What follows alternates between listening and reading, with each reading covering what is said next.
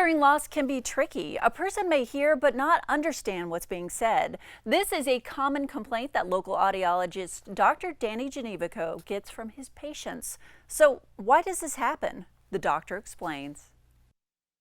That's one of the primary complaints people have when they start to develop hearing loss. They come in and say, nothing wrong with my hearing. I can hear everybody. I just don't know what they're saying.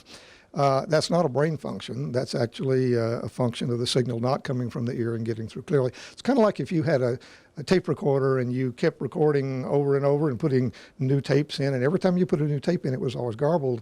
And then one day you realized you had a bad microphone. You changed the microphone and it was fine. So what happens often is that people are not able to hear all of the frequencies that they need to hear. And speech sounds are made in different frequency ranges. So for example, the vowels are more low frequency and the consonants are more high frequency. In fact, I can demonstrate this for you.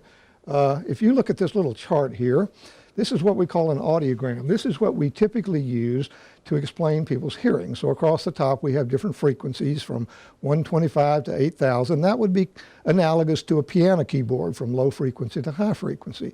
And then from the top to the bottom you see numbers from 0 to about 120, and that's analogous to the volume control on your TV. So a person with really good hearing would be able to hear all the frequencies right at 0. And let me show you what it would sound like under those circumstances. Loud sounds. Loud noise causes permanent hearing loss. A high-frequency hearing loss makes it difficult to understand conversations. Now, what I'd like to do is to show you what happens when people start to lose their high frequencies. So if someone comes in and we test them and we find that we're having to turn the sound up a lot louder in the high frequencies. Now, the lower these little circles fall on the chart, that means the louder we're having to make that particular tone. So, for example, if you were a piano player and you had a hearing loss like this, you could hear the notes on the left side pretty well, but the notes on the right side you'd have difficulty with. So now if we play that same little pattern of speech you heard a few moments ago and we take some of those high frequencies out, and now let's listen to it compared to what it was before. A hearing test or audiogram helps find any unusual changes in your hearing. Off-the-job noise is just as dangerous as noise on the job. That's really hard to understand. It's hard to understand because you're only hearing the vowels and you're not hearing the consonants. And again, that's very typical in people that lose hearing. Most hearing impairment is confined to the high frequencies initially.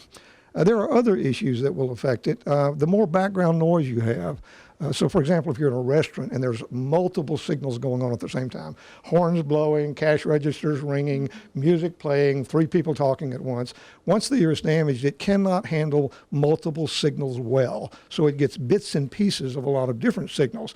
And so as a result of that, you may not get enough of any one signal to make it clear. So you can put that on top of a pre-existing high frequency hearing loss, and now you've got a microphone that just doesn't work like it used to, and it can't handle multiple signals. So what do? Generally with hearing aids, what we try to do is we try to boost those frequencies by using an equalizer in the hearing aid. Generally that will do a lot to make words plainer and clearer. But when you're in background noise, you still have difficulty because you're still amplifying the background noise to a degree. So we use things like directional microphones, which means the person in front of you will be louder than the remainder of the room. Or we use things like FM systems. So in a classroom, the teacher's voice is the only thing the child hears.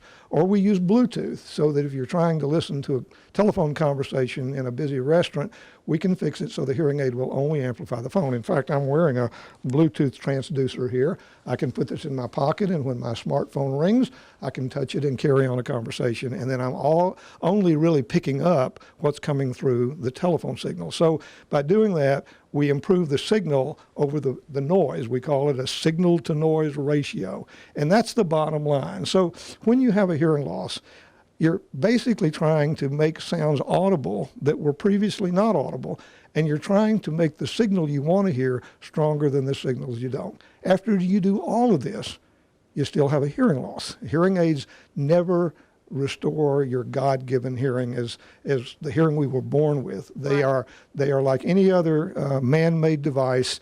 We take what we've got and we make it work better. But hearing aids can revolutionize your life.